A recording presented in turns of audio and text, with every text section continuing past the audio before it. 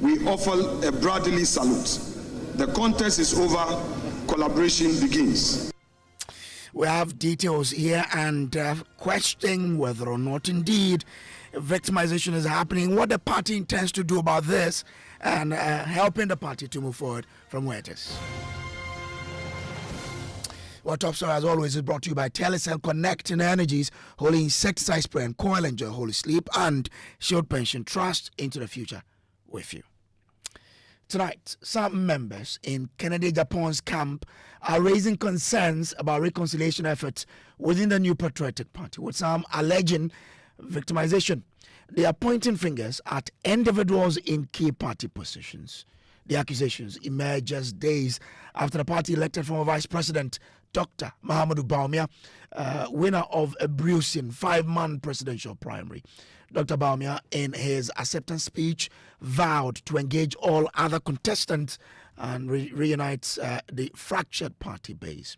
Yet, as leadership of the party calls for reconciliation towards the 2028 polls, and even some party bigwigs and functionaries trooped the house of the flag bearer to pledge allegiance, Kennedy Agyapong supporters say the unity message rings hollow, claiming they are being mocked and pushed to the fringes of the party. Dr. Alexander Afenyo-Markin is a senior team member of the Kennedy Agyapong team.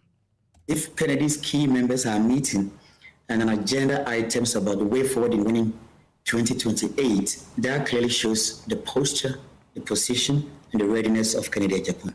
As I said, it has to be genuine inclusion. In the last few hours, I've been following lots of social media posts, and personally, I have got my own share of the cake, where people keep kind of demonizing you for following a particular candidate. Is it coming from party? Is it coming from party supporters or from absolutely party supporters? Okay. Party supporters, and some are, well-respected people in the party. Direct to my WhatsApp and what you so this kind of message. We don't build unity with that kind of message, and there's no way Team Bawumia alone can win 2028.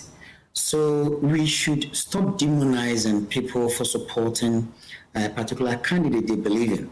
But there has to be a deliberate attempt. And this is where the leadership of Team Bawumia, we request a lot from them.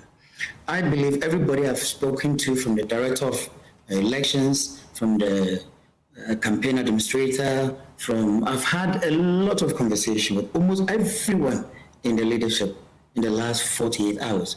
Every single one of them, I can say on record, is ready. We believe in the NPP. We believe in Dr. Bawumia's leadership to move us forward. What is left is that it was opinions, it was different personalities presenting different perspectives on how Ghana or the NPP should move forward. It is the time for us to collaborate and build on the strength and do away with the weaknesses of each candidate.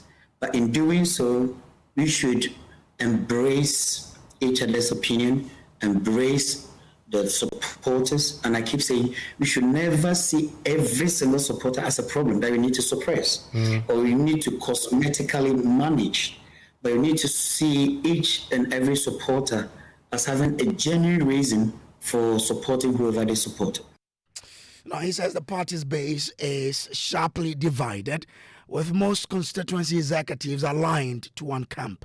Dr. Alexander Afenyo-Markin warns this imbalance could determine reconciliation effort without a deliberate, targeted approach. You see, we went into this contest with about 90% of constituency and regional executives following Dr. Bawumia. We need to accept that.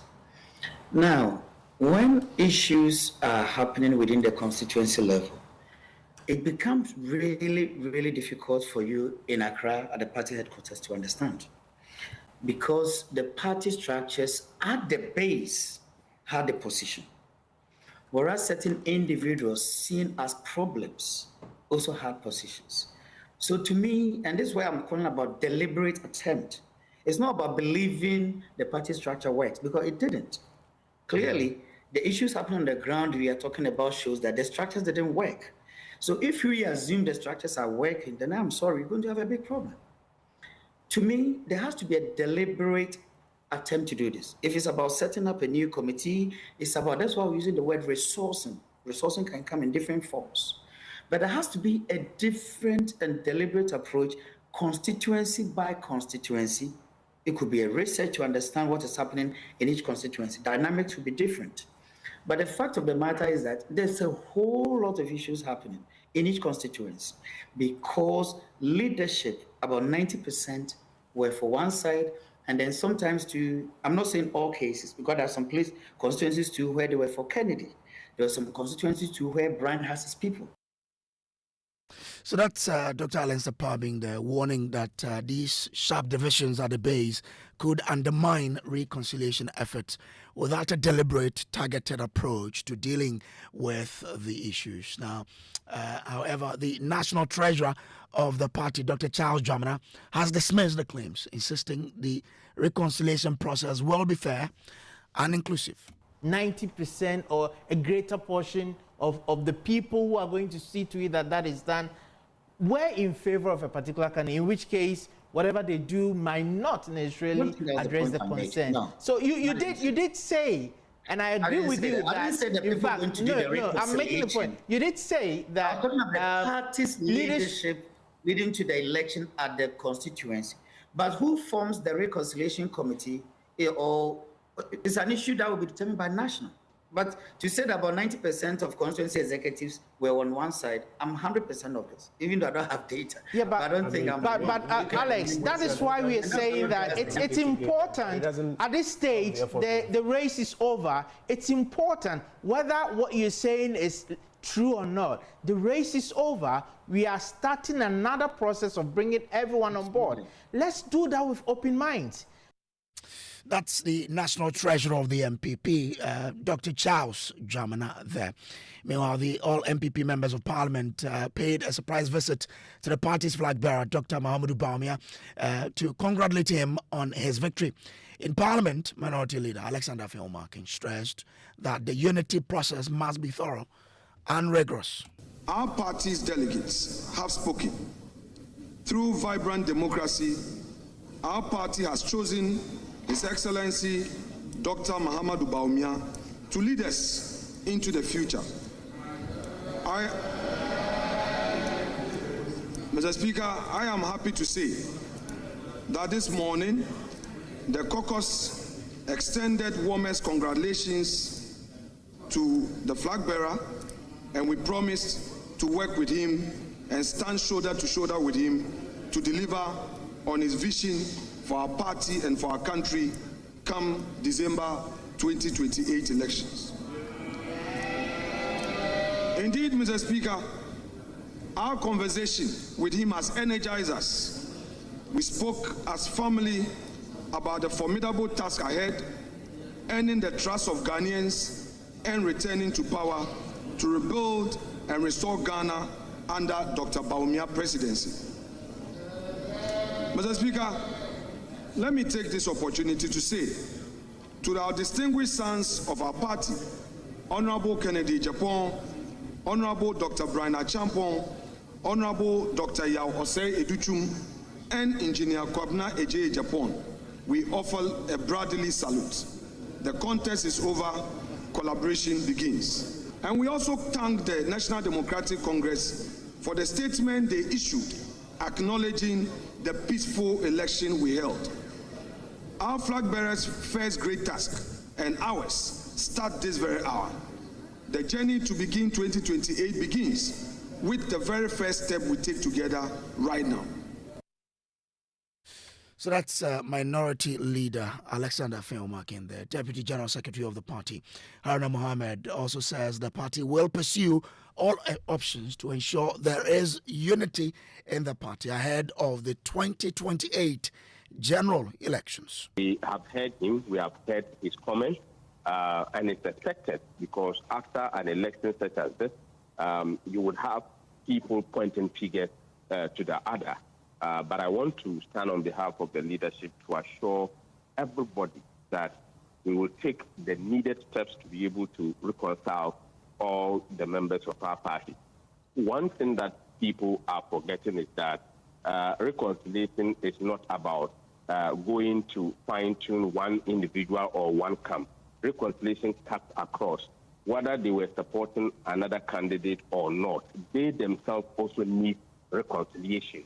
So all the factions, all the five aspirants, their members and everything need reconciliation. You are not reconciled independently. You are reconciled into a system, and that system also needs reconciliation. I want to assure them that all the factions, the National Party will take it upon themselves and ensure that this particular reconciliation process is taken very seriously.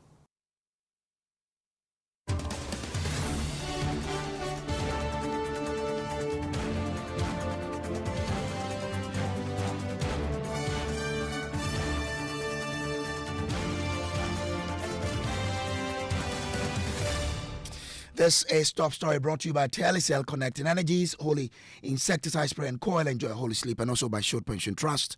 Into the future with you. My name is Samuel Kojo Brace. This show is also live on ATL 100.5 FM in Cape Coast. Let's bring in Dr. Kwame Asante. He is a political science lecturer at the University of Ghana. Grateful to you for joining us here, sir. Now, is it too early to be hearing that there are accusations of a camp that lost being intimidated by those who won? I think it is unfortunate.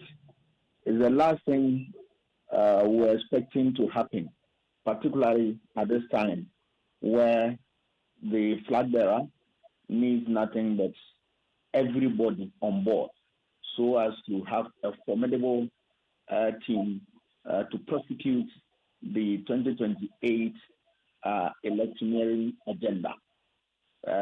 What has happened is unfortunate if indeed is the case, and I think Dr. Bawumia should begin to put his house in order immediately by, having a group, a very neutral body that will look at this issue and then address it with also his support and blessing, so that everybody who is peeved, who has been attacked, or who has been criticized for belonging to another camp will all be brought home and then see themselves as one family with a common destiny and a common cause. But I mean, the person who spoke cited social media post to back his claim or his allegation. Is it enough to base on a post by people associated to the victorious camp to then say that you are being intimidated? Even if you have won, even if the case is won, it's bad enough to undermine the fortunes of Bawumia's, campaign team. So I think that it is important that this issue is looked at seriously. And let us not pretend that all is well within the NPP. Throughout the campaign, you saw how it went. Very toxic, very antagonistic, and all that. So there must be a conscious effort to be able to bring everybody together so that all the differences there is, the party will be able to look at them and address them head on.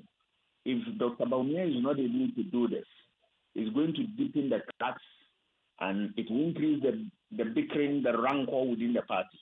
And that doesn't bode well for a party that is desperately looking for power the next election. But how should a party go ahead with reconciliation processes when, for example, they cite that in the constituencies, you find 90% of constituency executives supporting a certain candidate? So how can the party then go about its reconciliation when the other side feel that, well, the constituency executives were just largely against us?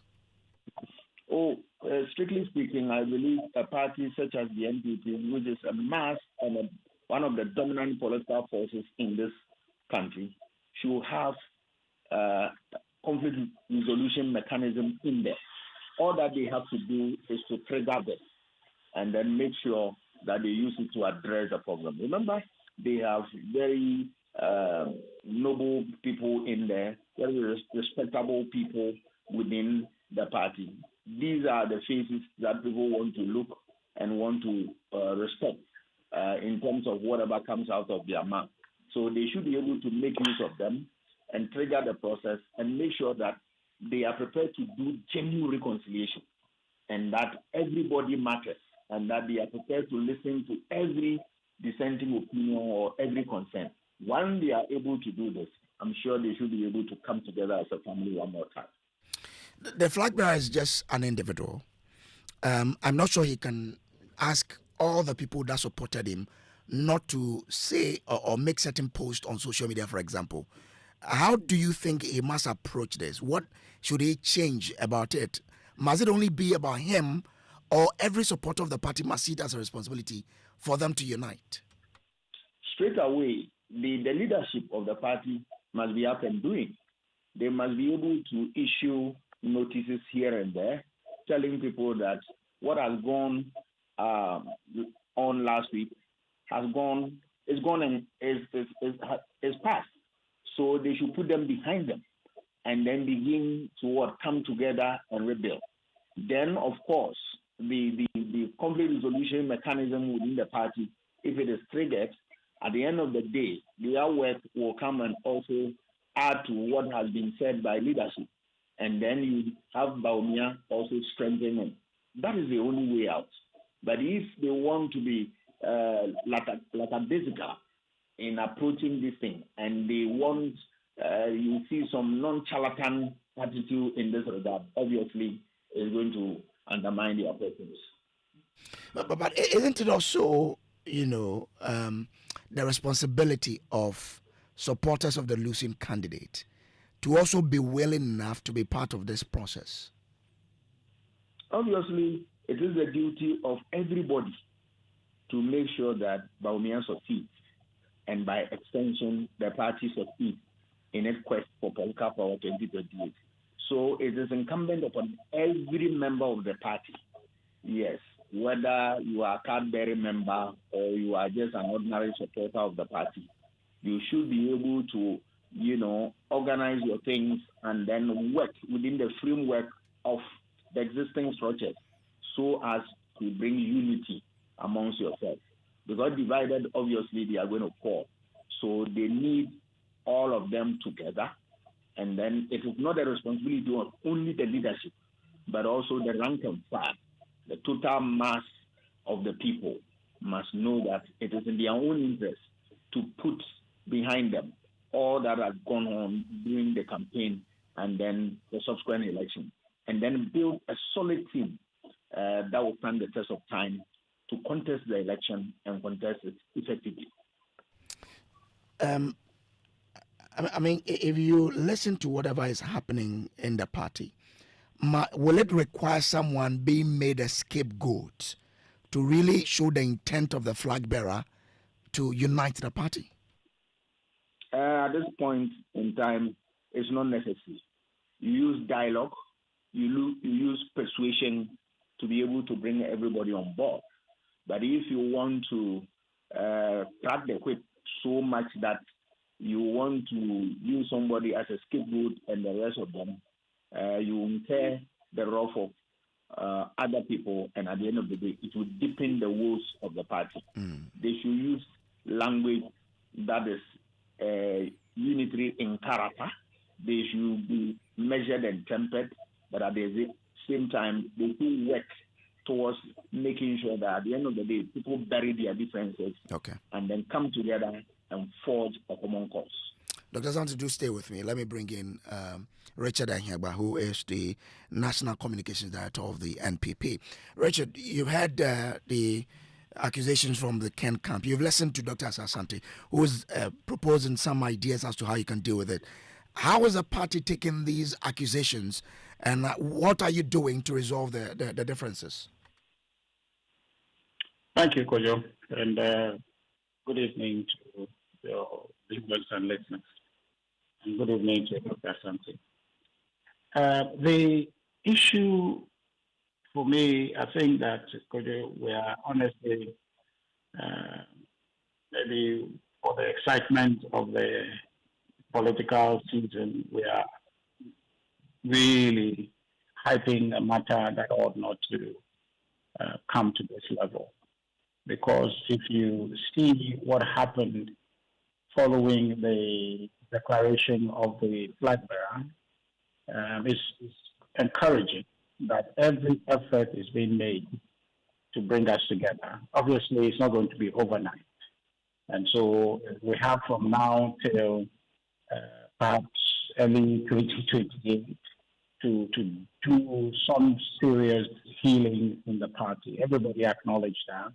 But it is perhaps a bit, for me, hyped to want to talk about a deliberate effort right now to align and to attack anybody. If anything at all, individuals out of their own excitement are doing and saying things that others may feel maligned. But it cannot be the case that there is a systematic effort, sanctioned perhaps, or be it tacitly or overtly supported by the flag bearer or by party to malign anybody. That is far-fetched. But this has after the election on Monday, we at the Communication Directorate guided our communicators across the board to speak in a certain way, understanding that where we are, we need collective efforts. And so we guided our communicators to show respect and demonstrate that we have closed the election. The chapter is closed. Now the chapter before us is working together, unity and loyalty to the cause of the party is what is before us. So it doesn't matter our understanding. It doesn't matter where we stood yesterday, because people stood on many different sides. And it doesn't matter where we stood yesterday in the contest. Where we are post the election is that we are together. We are one NPP big house. No one's ambition is bigger than that. So unity is our strategy forward. And so we have guided our communicators as such. Now, in terms of achieving unity, there's a series of things that will be done. And as I said earlier, it's not an overnight thing. And if you are honest, it's just been how many days? It's not quite 72, or it's not really 4 days or 5 days yet since a candidate was elected. So efforts are being made. You saw immediately on Sunday, the Vice President met with some of the aspirants. His speech on the day of declaration, very welcoming, open door approach. And I also want to commend the 4 other candidates who also showed publicly affirming that unity is the way and affirming the closure. But even after all of these, even after all of these, you've heard Dr. Alexander Afenyo-Markin saying that some people are trying to do things that will make the unity that you're looking for far-fetched. And I want to find out from you what the party will do now to try to get that under control. Kojo, hold on. Kojo, who are the some people? Right now we have a leader. So if individuals are doing things around, it is out of people's exuberance. And that's why I'm telling you that it's too early to even be having this conversation. Okay. Perhaps you, the media, will have to, perhaps you are needing to, talk about these things. But honestly speaking, it's too early. And then when you are saying some amorphous group of people, some people, who are the some people? Is there someone aligned to Dr. If you are telling me that Dr. Mahmoud Bawumia's spokesperson, his aides, his senior level advisors, or he himself is out there making gestures or posturing in a way that malign the other 4, then I'll have a conversation with you. That's why I'm taking time to tell you the leader's own posturing, which is signaling all the way down for all of us to say that the way we are going is following the leader who is showing an example of unity, of bringing everybody into the barn. So there is that idea of some people, you cannot say that, that represents a systematic effort. And so I think we need to isolate the matters to say that, yes, people out of the exuberance would do ABCD. In fact, yesterday or today, when the MPs visited Dr. Mahmoud Babia, you saw Speaker Stephen Amoa. Yeah. See how warm him and Dr. Babia exchanged greetings. The wife, you saw that. So how can anybody from Ken's campaign say that there is a systematic effort?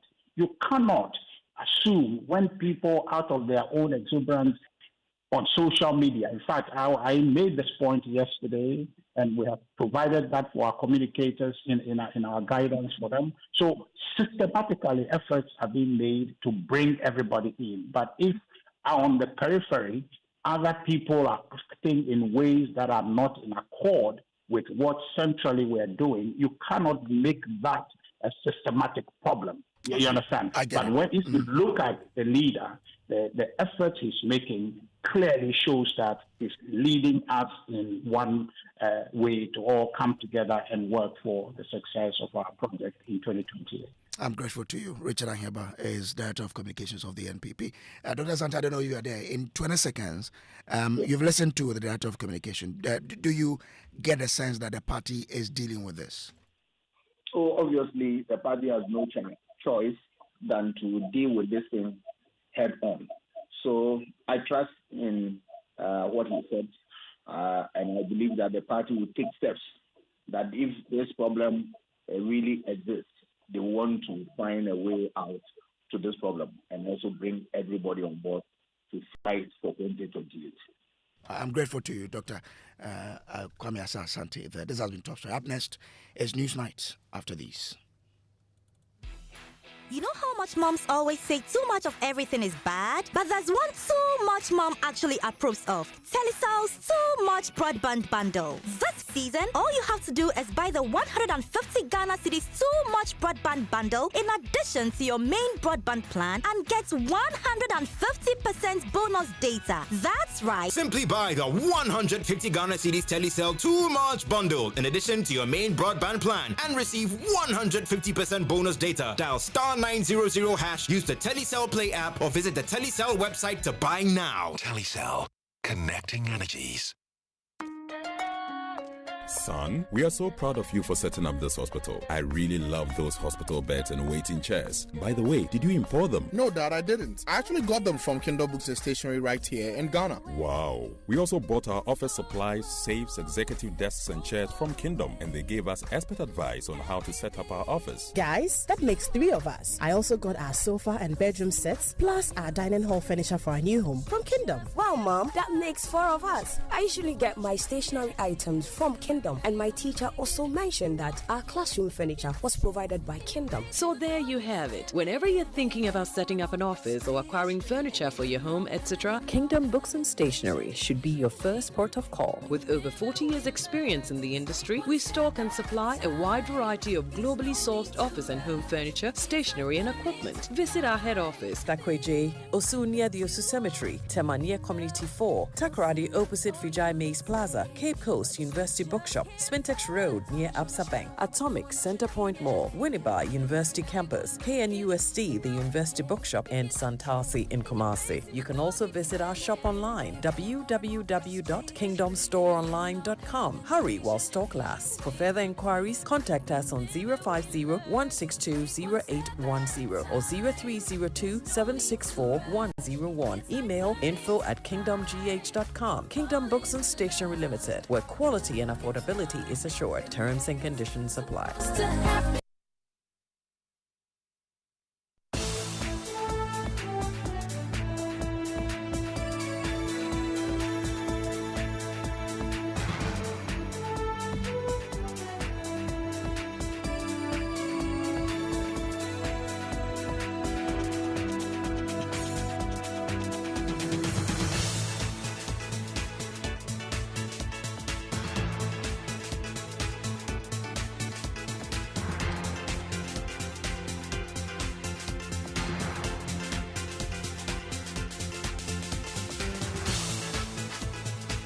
Good evening, welcome to Newsnight. We're live from our studios here at Kokomlemle in Accra and across the country on over 30 affiliates. Tonight, academic and administrative activities to be disrupted in public universities across the country following an indefinite strike by the Senior Staff Association of Universities of Ghana over salary arrears and paid pensions and broken promises. We have details as essential services, including the morgue and dental clinic at the Kolebu Teaching Hospital, facing imminent shutdown.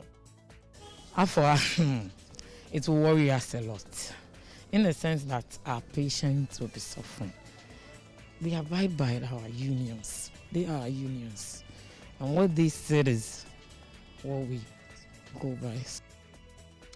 Majority and minority begins first day sitting with a clash of a renewed call for full parliamentary investigation into the John Mahama government's mass dismissal of public employees. We got details as the majority mounts strong defense against the minority's concern over the Bank of Ghana's decision to diversify over 18 tons of Ghana's international gold reserve. Coming up in business, Ghana saves $1.5 billion from crude oil revenue since 2011. And in sports, Ghana bottled 2-goal lead to draw 6-6 with Zambia in first leg of final qualifier for 2026 Futsal AFCON. And a bit later, widespread acceptance of government's decision to rename Kotoka International Airport as Accra International Airport. Must be given a befitting name. It must be absorbed by history. It must be also absorbed by posterity. And I do not think that General Kotoka's name represents history. We've got the latest of these and many other stories coming up in the next 60 minutes. You can be a part of this show by sending us a WhatsApp on 055 11 11 997. My name is Kenneth. Gyasi, details shortly.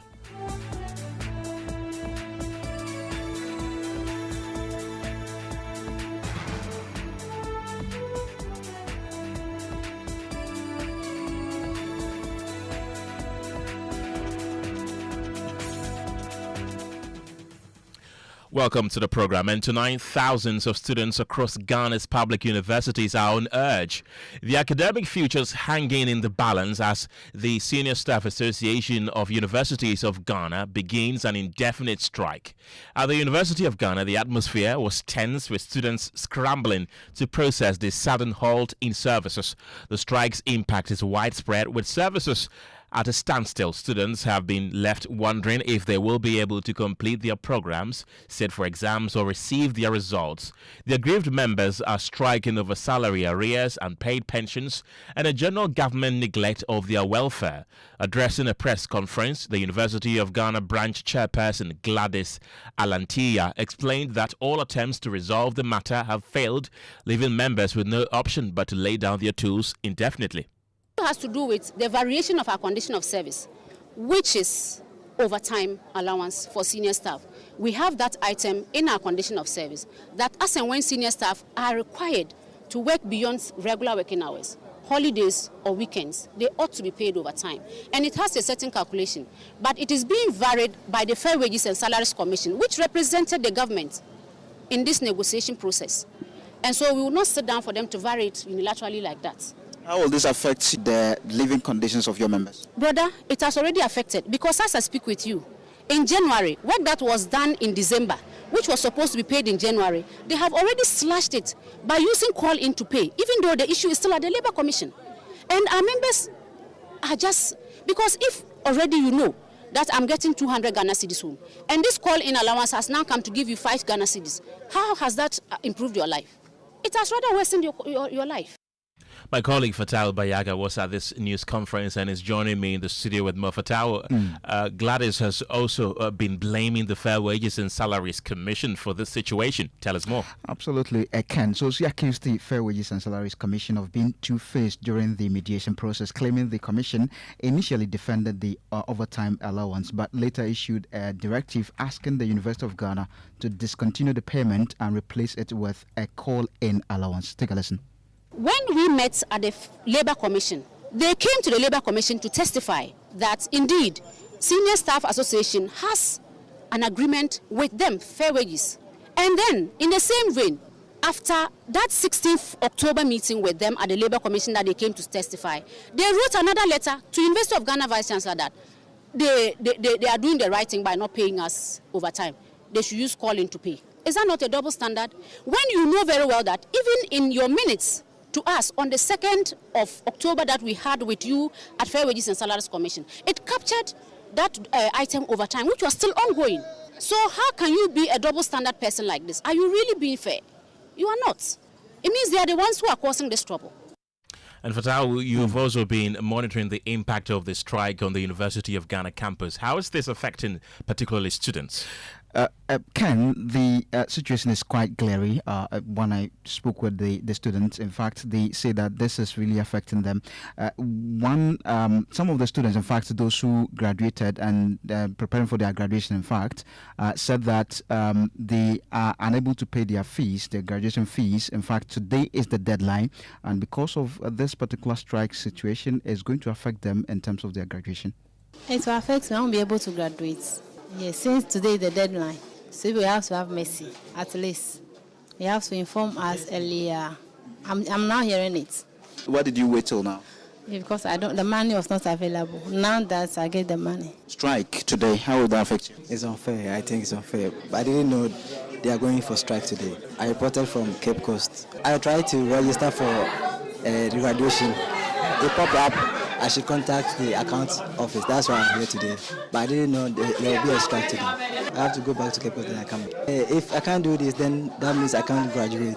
They should have informed us earlier rather than coming to sit since morning and then we are just being informed you are going on the strike. It's not fair. Those are some of the students on the University of Ghana campus expressing their frustration at this particular strike. And meanwhile, the strike is also hitting hard at the health sector as essential services, including the morgue and dental clinic at the Kolebu Teaching Hospital, face shutdown. The action is expected to significantly disrupt operations at the facility. The local president at Kolebu Teaching Hospital, Haruna Rafik, says all avenues for dialogue have been exhausted, leaving the unions with no option but to go on strike. It is very unpleasant to announce to you that all members of the undersigned labor unions are embarking on an indefinite industrial action effective immediately. We are not forcing ourselves to do overtime, but our conditions of service is very clear that if you do overtime, the compensation for overtime work is overtime allowance and not call-in allowance, which is a lower figure. We all know as senior staff are entitled to 40 days leave.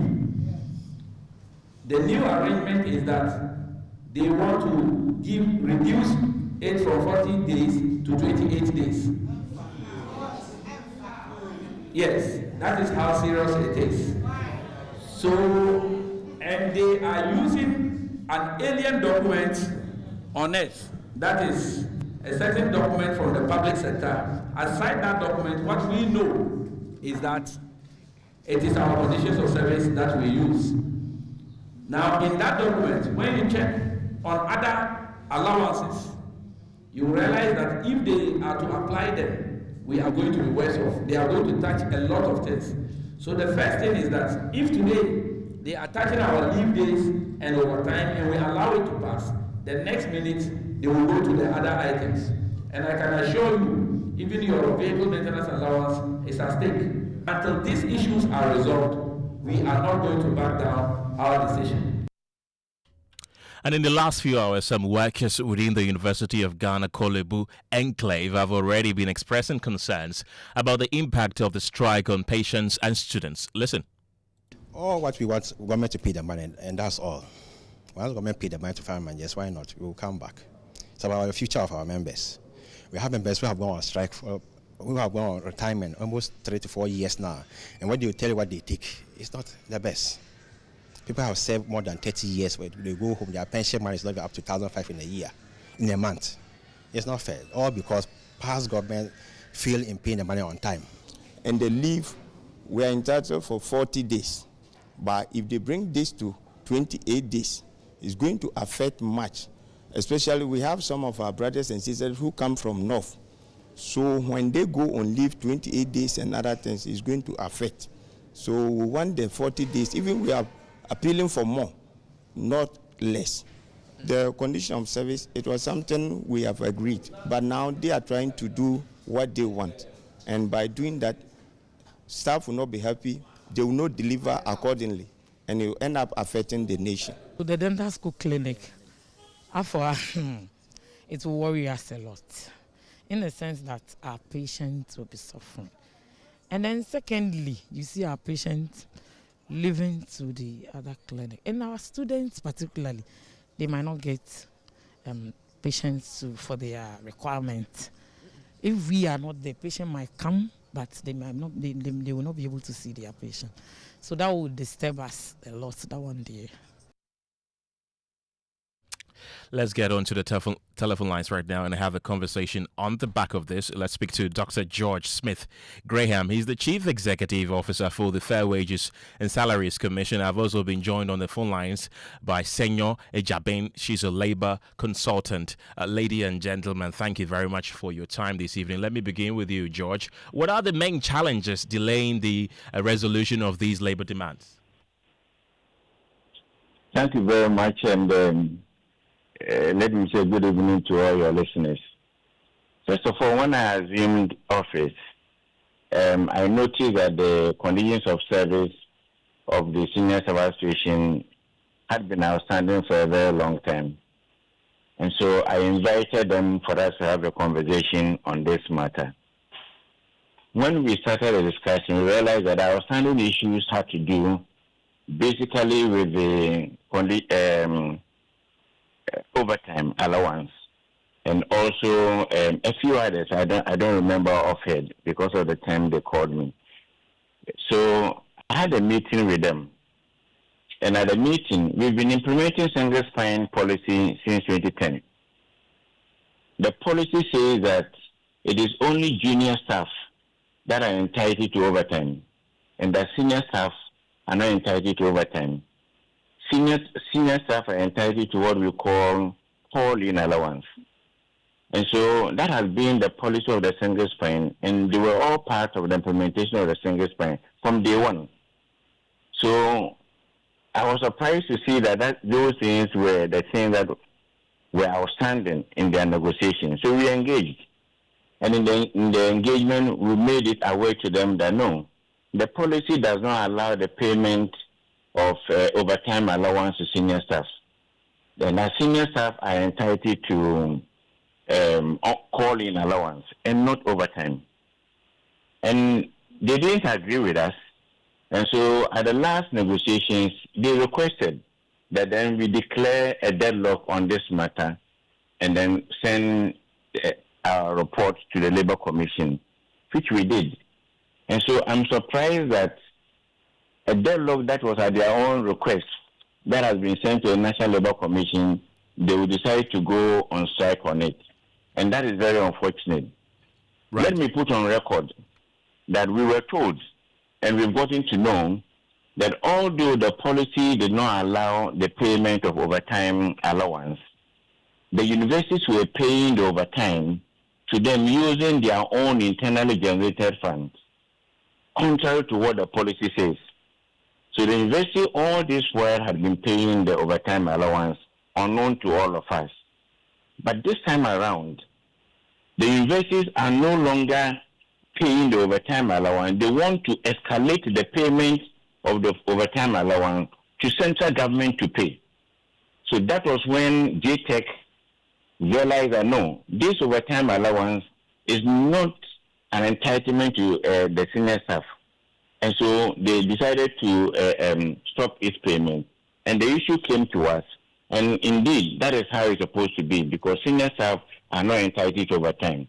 Right. If the universities were using their own IGF to make those payments all this while at the blind side of the commission, and they continue, that is it, because they are using their IGF.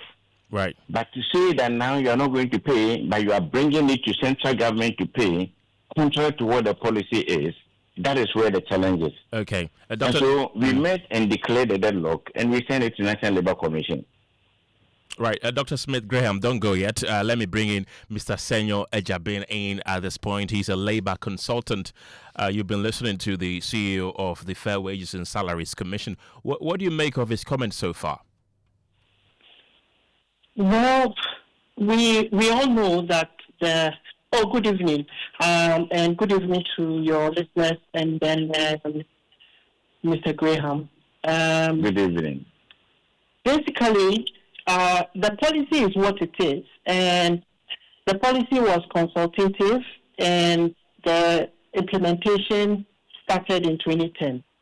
And this particular challenge is something that authorities have realized with some institutions where payments are made by the institutions outside of the policy using their IGS.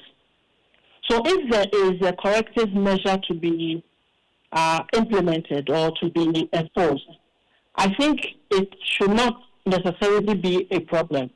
Okay. But it is unfortunate that sometimes our unions, especially in the public sector, are quick to declare strike actions, and that is where that is what really saddens me in this particular issue. I think that the matter is even before the National Labour Commission, and per the law, cooling off period, when a matter is before the National Labour Commission, it is not allowed for strike actions to be declared. So you feel their actions are not justified, the strike that they've embarked on right now? Clearly, if you look at the regulations, then it is not in line with what the legal requirements have for legal strike. Now, I think that they are being a bit impatient and would have to go back to the negotiation table and then, put out their grievances properly, and then the matter developed, the matter resolved. The other challenge here is that, the Senior Staff Association is a mixed classified association where part of their members are classified as essential services. And the law does not even allow for essential services to declare strike action. I think that the right forum should be the National Labour Commission, and they should hasten slowly, go through the process, and their grievances would be resolved. Right. Hold on for me. Let me bring back Dr. Smith Graham there. So, are you willing to go back to the negotiation table with the striking union? And when are their demands going to be met? As a matter of fact, at the last negotiations, they requested that we declare deadlock, and we did. And once we've declared deadlock and we've sent it to National Labour Commission, it is before the National Labour Commission. And when we have declared deadlock and the matter is before National Labour Commission, I am surprised that they are on strike. So you're still willing to engage them despite them being on strike? I'm expecting National Labour Commission to take up this matter, and then we will handle these issues according to the law and according to the policy. And when are you expecting this to happen? I have no idea. We have no control over the National Labour Commission. And this matter has been with National Labour Commission for a while. So I'm expecting that maybe Labour Commission will call us immediately and we'll handle this matter. Mr. Agyapong, I believe I still have you on the line. What should be the way forward now as we speak? The way forward should be National Labour Commission, and there are clear procedures before the National Labour Commission to resolve this matter. This matter is not complicated at all. It's a matter of policy, and the right thing has to be done. And so the National Labour Commission, I believe, in the next few hours may ensure that they call both parties before them and then hear them. And if the National Labour Commission, depending on all the tools before them to resolve the dispute, they will go through the motion and then make sure it is done. Indeed, it is very sad that processes are going to be disrupted in the institution, and students who have paid fees and have to, have their services delivered to them may have some delays and so on. So It is a matter of urgency for National Labour Commission to come in quickly and resolve this matter. Right, thank you very much. Senor Agyapong is a labor consultant, and earlier we heard from Dr. George Smith Graham. He's the Chief Executive Officer for the Fair Wages and Salaries Commission. In other stories this evening, many Guineans have welcomed the decision by government to rename Kotoka International Airport as Accra International Airport. The announcement signals a major change to one of the country's most recognizable national landmarks. Majority Leader Mahama Ayaraga made this known while addressing journalists ahead of the first sitting of the second session of the 9th Parliament. Airport. But the Minister for Energy plans to bring a bill to enact a new National Petroleum Authority Act. They also want to bring a bill to establish a Ghana Bunkering Services Agency. And then also, as you would recall, there is a program to involve the private sector in electricity distribution. And these are things that will have to come to Parliament for approval. There's been a lot of renegotiation of the various power purchase agreements with independent power producers. These are matters that have to come to Parliament. The Nuclear Power Corporation bill will also come. There's a proposal to establish a Renewable Energy Authority. So the bill to establish that will also be here. And then there's a new proposal to merge PURC and PC to establish the Ghana Energy Regulatory Commission. So a bill to that effect will come. And then some regulations relating to the West Africa gas pipeline will also come from the Ministry of Energy. And we are changing the name of our airport from Kotoka International Airport to Accra International Airport. So a bill will be brought by the Minister for Transport for the name of the airport to be changed from Kotoka International Airport to Accra International Airport. So the Accra International Airport bill will also come. So that's the Majority Leader, Mahama Ayaraga, there. Meanwhile, political historian at the Department of History, Political Science and Public Administration at the Kwame Nkrumah University of Science and Technology, Samuel Edujemfi, has welcomed the proposal to rename Kotoka International Airport, saying it will serve the purpose of prosperity. General Kotoka was a fine soldier, but that act he contributed to in itself was, for me, an act that served as a detriment to Ghana's democratic culture and also its democratic path, which it ought to have consolidated within the period under review. Unfortunately, as we see today, when discussions like this come up, what we think is that it is an attempt to just jettison an individual or erase that person's memory. But is it a memory we want to reflect on and embrace in the Fourth Republic? Is it a kind of memory we would want to enhance for the next generation to continue to look up to and reflect on? And it is better that Ghana's biggest international airport must be given a befitting name. It must be absorbed by history. It must be also absorbed by posterity. And I do not think that Kotoka, General Kotoka's name, represents history, traditions, and culture in its best form.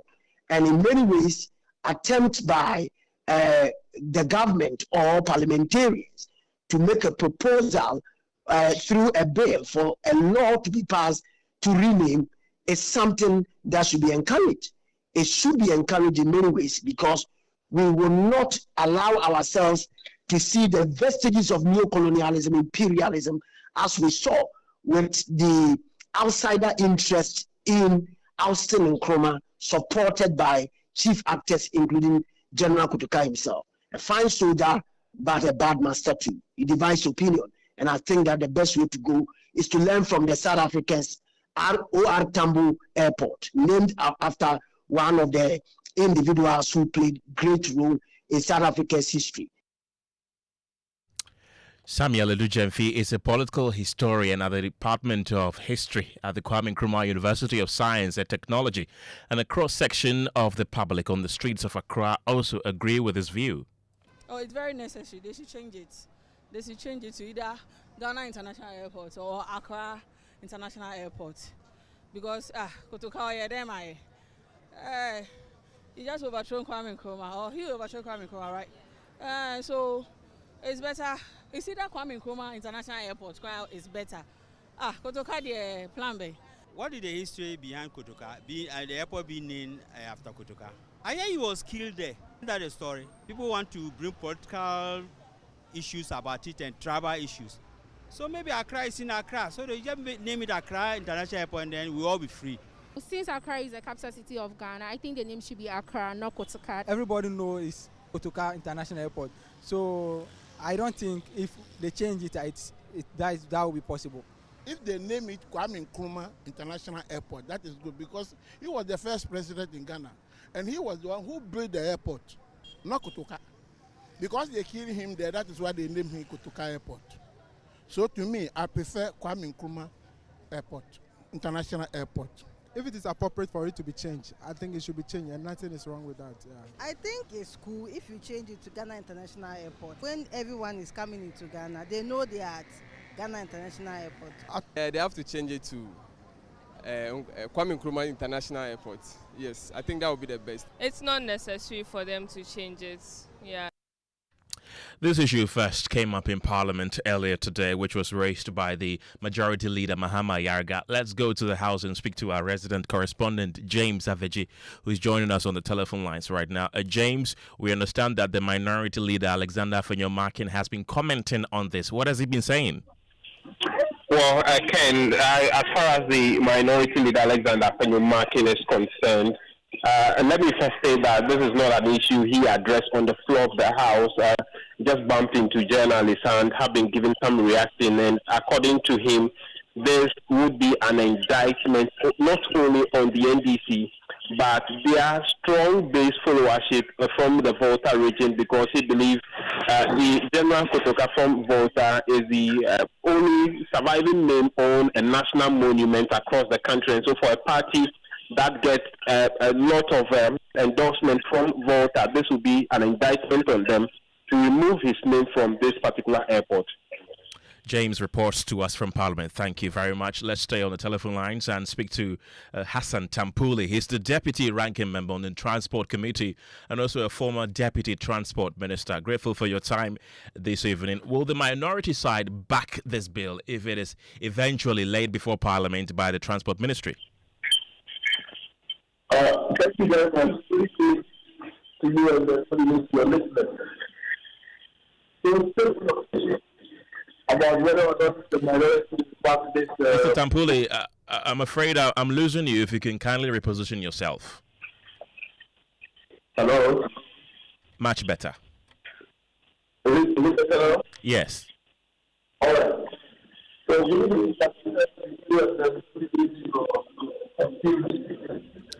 I'm still losing you, Mr. Tampuli. If you can kindly reposition yourself again. Let's try one more time.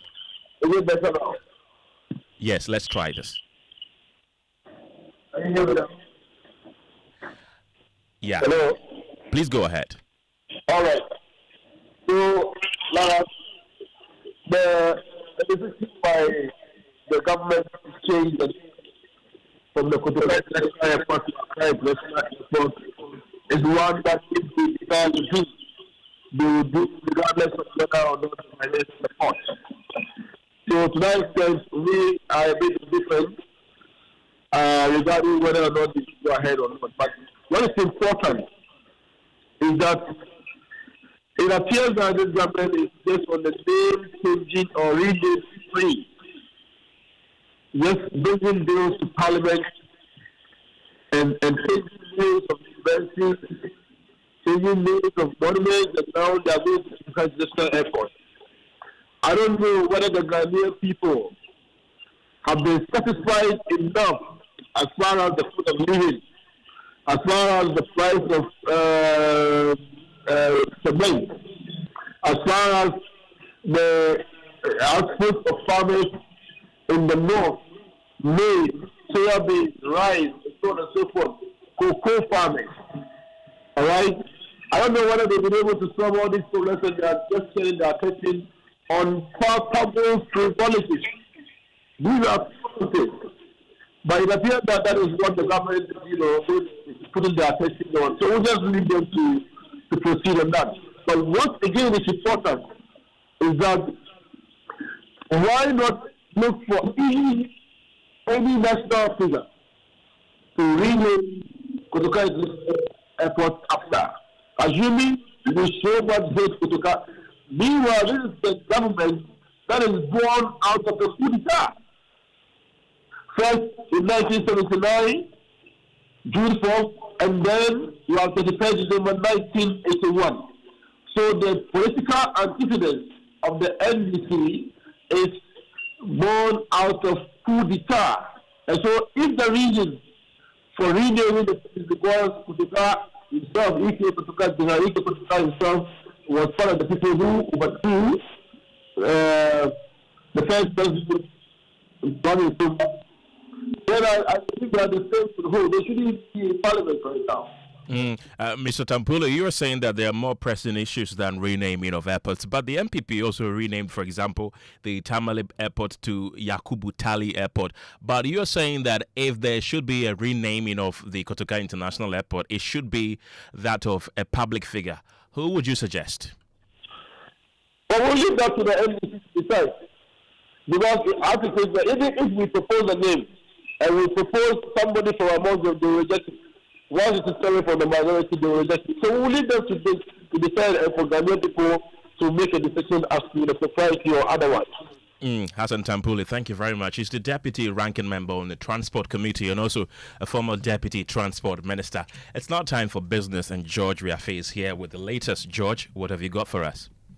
Well, Kenneth, I'll be telling you more on how much we have been able to save as a country since we started exporting crude oil in commercial quantity. These are monies that we got and we have invested, and we're looking at somewhere around $1.5 billion. And 4 out of 6 members of the Monetary Policy Committee of Bank of Ghana voted for a 2.5% cut in the policy rate. We bring you a summary of their reasons during that meeting. The business news on Newsnight is brought to you by MTN Business.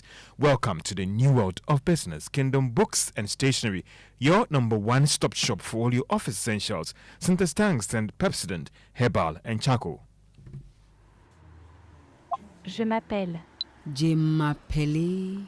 Je m'appelle. Mappe. Et mappe. French idiot. This is a midi croissant. Meet Aja. She makes sobolo in a small shop in Kaswa. She's going places with MTN Agyapong. Now, she's learning French kakra to teach her francophone customers indigenous recipes. Watashi no namae wa. Watashi no namae. Boy. Whoa. She's learning Japanese too? Watashi. What? If you're a woman with a small business, join MTN Agyapong today by dialing *5060# and enjoy 150 megabytes data, a lifestyle bundle for social media, free MTN to MTN calls every Monday, and an insurance cover. You will also gain access to expert training, discounts on digital tools, and financial support to grow the business of your dreams. Terms and conditions apply. MTN. Ajua, challenge these days, new level crowd. Where did you pass? Me, pass somewhere. I just switched for a better life. I switched for comfort. Look, your salary deserves better. Switch? Yeah. How do you mean? I switched my salary account to Fidelity Bank. Oh, okay. And that's my jackpot. I get higher loan amounts with lower interest rates, as well as personalized financial support. They gave me a loan to expand my side hustle, and the terms are just flexible. Wow. Your salary deserves better. Oh, my salary deserves better. You see the way you are are smiling wide. Yes, I will switch and smile wider. Your salary deserves better. Switch to Fidelity Bank today and enjoy lower interest rate, car and home loan, personalized financial support, and a smile that lasts. Switch and smile wider. Fidelity Bank. Believe with us. If I believe with us, Fidelity. If I know I need your side, Fidelity. At Star Oil, we believe fuel is not just a commodity, it is a lifeline. Every cedi saved at the pump is a cedi that helps a mother send her child to school. A farmer transports food to the market, or a young entrepreneur deliver their first order. Our mission is to make fuel more accessible by offering consistently competitive prices, helping ease the financial burden on Ghanaian households. In a country where transportation costs can consume nearly a third of household income, this is not just business. It's a social responsibility. Star Oil, still quality and affordable fuels for all.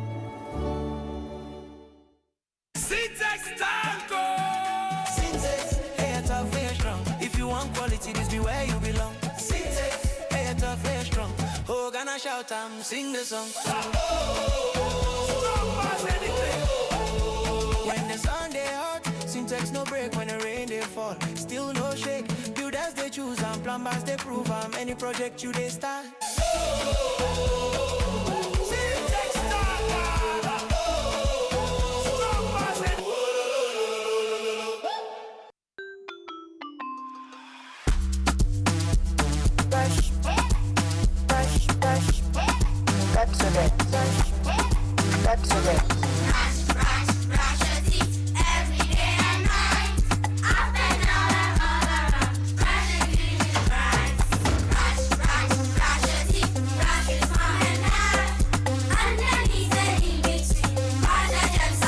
Brushing gets more fun with your kids with the new Pepsodent Kids toothpaste. Give your smiles protection that lasts. Grab yours today from a store near you. This advert is FDA approved.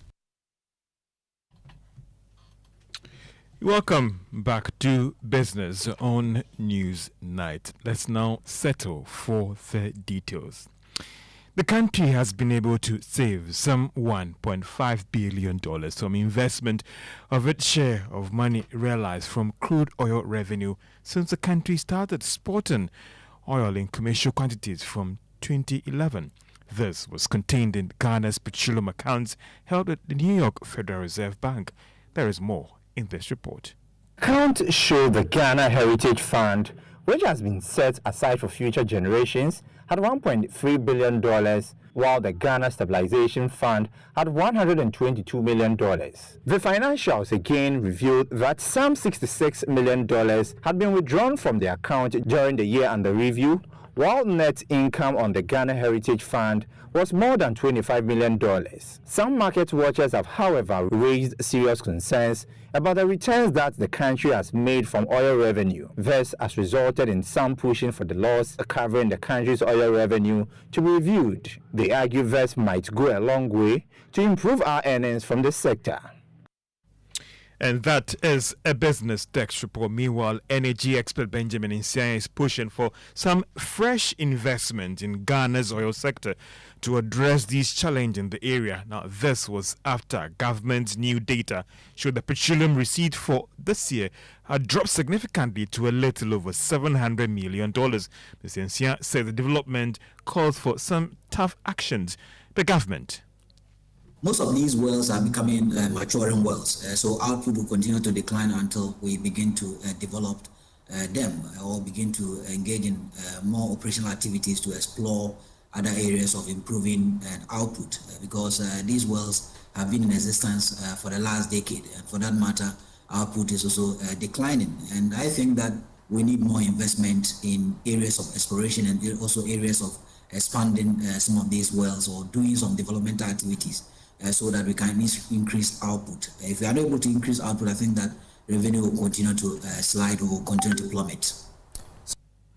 Benjamin Insia is an energy expert, and the Ghana Revenue Authority is stepping up efforts to close the gap in the value-added tax payment. Now, this has led to the inauguration of a new compliance and enforcement unit under the Domestic Tax Revenue Division of the Ghana Revenue Authority. The Commissioner of the Ghana Revenue Authority, Anthony Sapon, is optimistic about this new move by the authority. There's a gap of 60% that we need to fill to bring in the revenue, and that gap is huge. And therefore, if you have such a huge gap as tax administration, as GRA, as our core mandate, then we need to put the resources and focus that the state has placed on us to ensure that we reduce this gap to a considerable minimum, because we believe that when we enforce VAT and we carry on the reforms as it is, the revenue of the state will go up, and it will also allow the government to deliver on the mandate that it has promised Ghanaians. Anthony Sapon is the Commissioner General of the Ghana Revenue Authority. Now, 4 out of 6 members of the Monetary Policy Committee did vote for a 2.5% cut in the policy rate to 15.5%. Now, majority of these members based their votes on improved economic outlook and inflation slowing further. However, the 2 members on the committee were looking at somewhere around a 3% cut to the policy rate, dropping to about 15%. Some of them were so worried about how utility tariffs in the coming months going up could have an impact on inflation going forward. They are optimistic the government could be taking some tough measures as well as this is called service to help contain the situation going forward. The policy rate currently stands at 15.5%, and that is expected to impact on the Ghana reference rate, which should be announced tomorrow, and that could go a long way to impact on the cost of credit in the country. That's if you're currently servicing a loan from a commercial bank or even you intend to take a fresh one. And that's all for business on Newsnight. Let's do sports with Mr. In his fugu today. Yeah, in my fugu today because Chelsea are playing tonight, you know. Oh, it will end in tears. George's club. It will end in tears for you. Please. You know, while other clubs like Chelsea were doing comebacks over the weekend, the Ghana futsal team, they also decided to throw away 2-goal lead and ended up drawing 6-6 with Zambia. So Ghana threw away a 2-goal lead advantage to draw 6-6 with Zambia in the first leg of the final qualifier of the 2026 Futsal African Cup of Nations. And my colleague Lawrence Bedu has been monitoring this game and has more in this report. Ghana's hopes of back-to-back appearances at the Futsal Africa Cup of Nations could be difficult after their draw with Zambia on Tuesday. Ghana blew away a 2-goal lead to draw with Zambia in the first leg of the final round of the qualifying series. Philip Boache's side led 2-0 at halftime, but failed to protect the advantage as the game ended 6-6 in Cape Coast. Ghana will now need to beat Zambia in the second leg to qualify for this year's tournament to be staged in Morocco. And that's it for the sports segment with me, Benaya. Over to you, Kenneth. I'm telling you, it's going to end in tears for you tonight. Oh, we are winning. Bet. Thank you, Benaya. Let's head back to Parliament, where the majority and minority have begun the second session of sitting with a clash over the dismissal of some public servants employed by the previous government. The minority leader raised the matter during the previous Parliament, calling for a full-scale parliamentary inquiry into the circumstances leading to the Chief of Staff issuing the dismissal letter. The matter came up again today as Alexander Afenyo-Markin told Parliament to look into the matter as a matter of urgency. The information we had, we have in excess of 15,000 Ghanaian youths affected by this directive, and they are still at home. In fact, the last time the employment minister was on the floor, he said that he had also received some petitions and he has caused some investigations to be done and he will revert to us. But that does not stop the House from inquiring into the matter just for the sake of good governance. Mr. Speaker, these Ghanaian youths are sitting at home, their wives, their extended family, they themselves. It's been over a year that they are not getting any justice.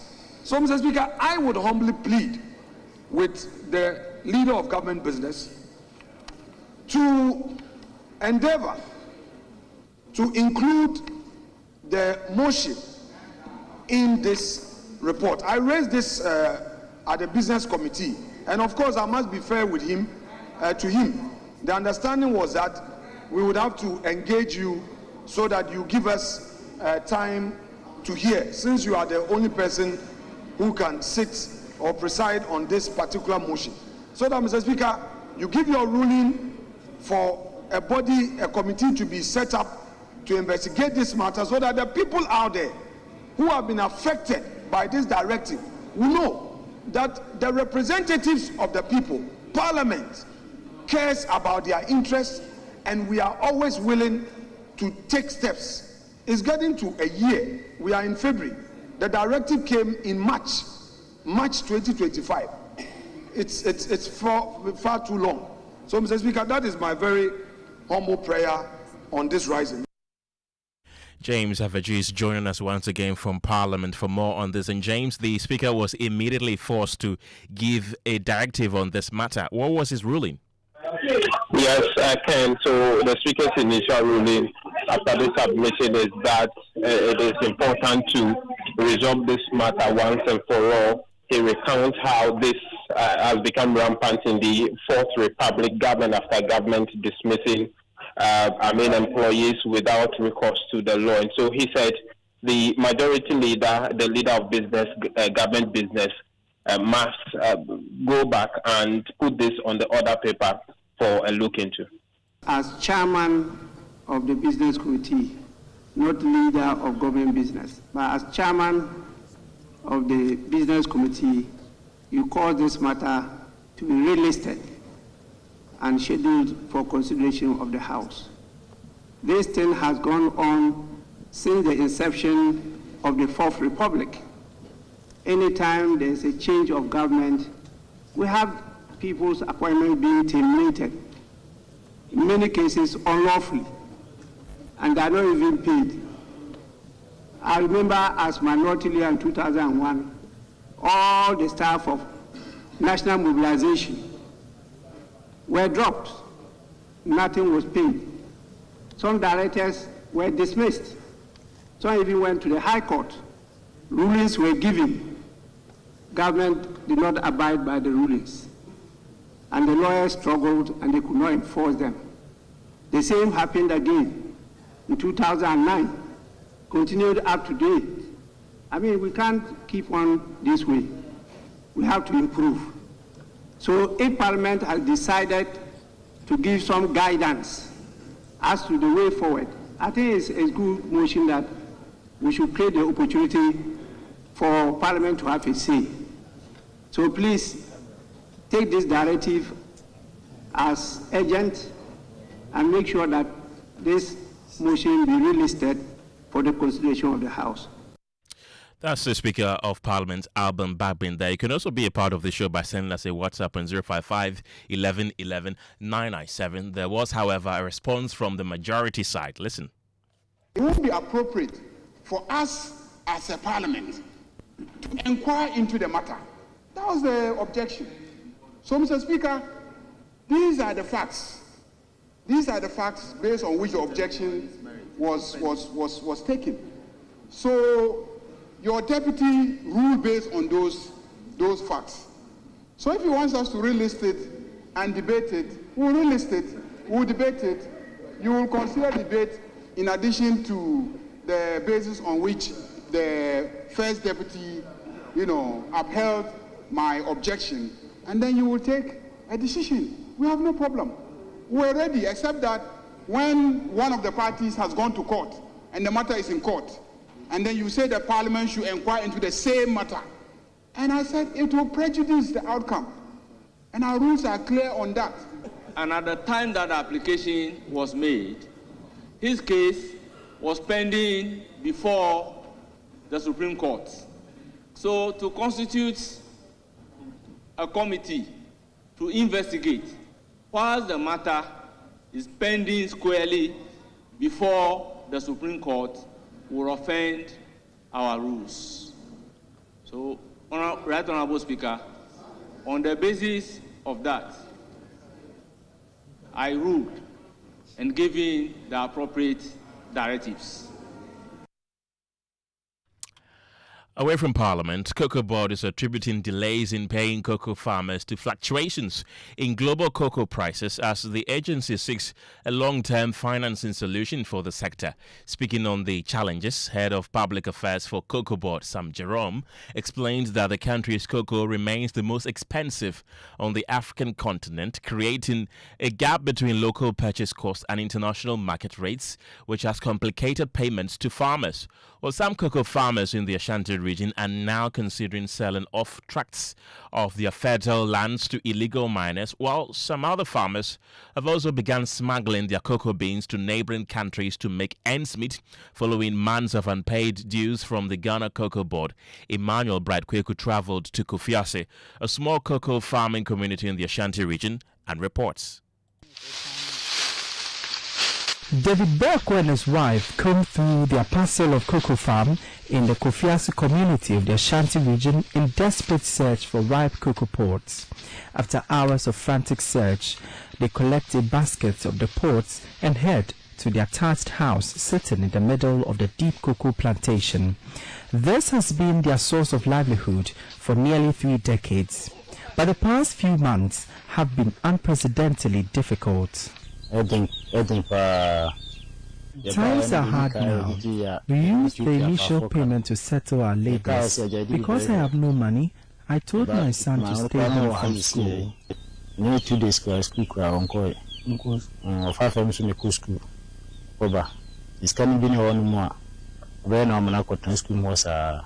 For 3 months now, the couple have not received any funds for the cocoa beans they supplied to the local license buying company.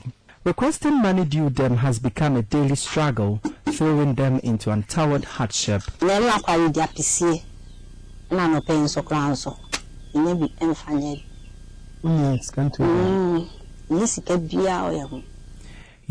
we ate ampesi. This morning, we have no cash on us for food. The purchasing clerk told us to come for the money, but when my husband went there, he told me there isn't any now. We have been chasing the money since.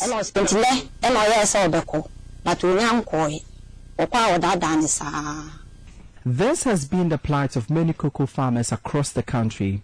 After receiving October payments, funds for all the harvests they made from November to date have not been paid. The joy that erupted after the government increased cocoa prices has been short-lived.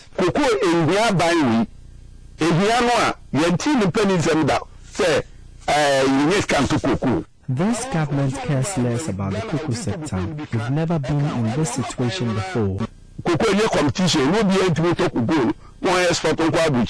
The arrears have seen many licensed buying companies operating under Cocoa Board halt purchases. Kojo Edubofo is a purchasing clerk for Olam at a corner. Number 2, yasa credit cocoa ni bi wo company ni chain cocoa do officer or say farmers ni sika no de. The money isn't coming. We've credited some bags of cocoa beans, which we expect payments are made for them. The LBCs have informed us not to take any cocoa again. And they say every office and as a government companies, you know, and come and pay for need, you know, almost say cocoa no one government which matters. Professor Robert Edu is an agriculture economist at the KNUST. It's difficult to understand how they are going to manage things because, see, wanting to get the most from the international market is good, but I think that it doesn't have to be done by sacrificing the welfare of the farmer. From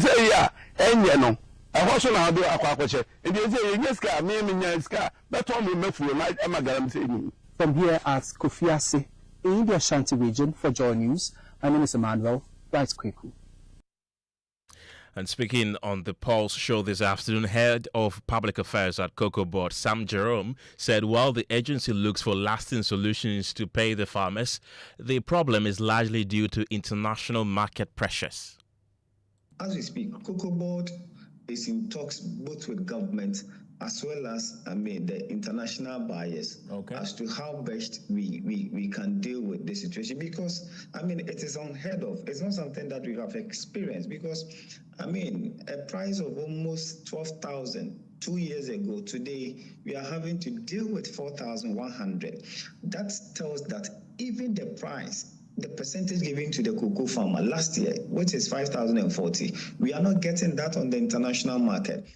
Let's go into the telephone lines right now and speak to Emmanuel Nojo. He is the secretary for Esikafo Cocoa Farmers. Thank you very much for your time this evening, Emmanuel. I want you to paint a picture for us. How are you and other farmers surviving if you have not been paid for your beans? Well, thank you for your question. But the situation is very terrible. It's not good at all. We are not getting money for the cocoa beans that we sell to the country for a long time. It started before Christmas, almost 3 months now. I have my son now in the house who happens to be in school at this time, but I don't have money to pay for his fees, and I don't know how it will happen now. Maybe his name will be cancelled or whatever will happen. I can't tell. Not me alone. Many people are having the same problem before the Christmas, and even after now, they are not getting money for the cocoa that we sell to the buying agent. That's quite very bad. Even last time we planned to mount a demonstration, it was intervention of one concerned farmers association. He talked to the farmers that they should wait. Maybe something better will come. So the problem is very bad. It's never happened in our life before. Right, that's quite unfortunate there. Thank you very much, Emmanuel.